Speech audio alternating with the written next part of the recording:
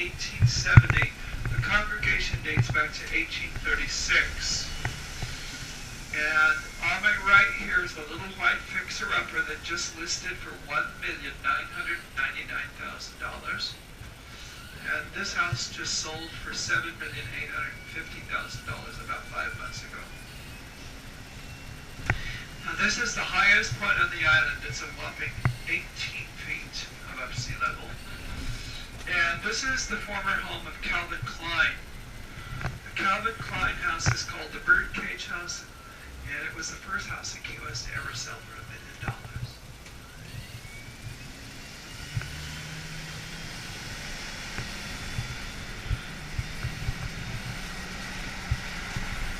Now we're going to cruise to this neighborhood, guys. You'll notice these houses are in pretty good shape. That's because they were built by shipwrights, like they were ships. They used wooden pegs called tree nails to put these houses together. The wood they used is Dade County pine. It's about 90% sap, totally resistant to termites and rot. Good example is this house here on my left, the home of the first United States ambassador to Cuba, Antonio Carrasco. And they just kind of created their own architecture as they went along. They are truly beautiful. Now inside, guys, you'll go inside and you'll see the walls are totally exposed, raw wood. They really want you to see that. The Dade County pine, you don't paint it, you don't cover over it. It's very impressive to be able to see that.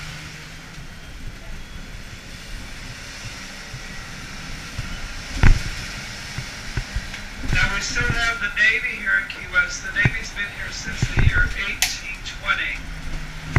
They first came here with a group called the Mosquito Squadron to get rid of the pirates in the area. And once they cleaned up the pirate activity, they decided to stick around and protect the Gulf of Mexico and the eastern seaboard. They're a huge part of our economy here in Key West today.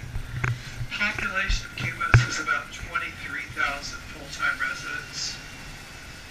Big part of that is the Navy, Coast Guard.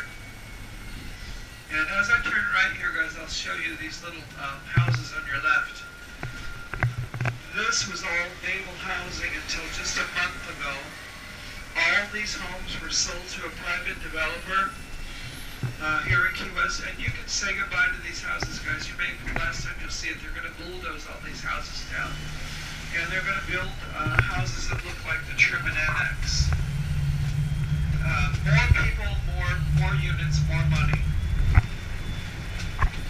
This is the old Naval Armory here on my right. It's now a theater and art space.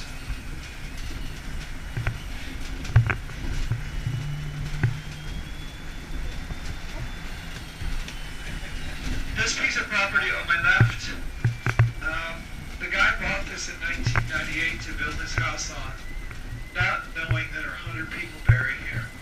That's why that tombstone's out there today.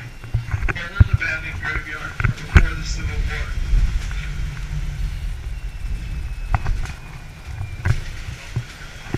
It's in an area here called the Meadows.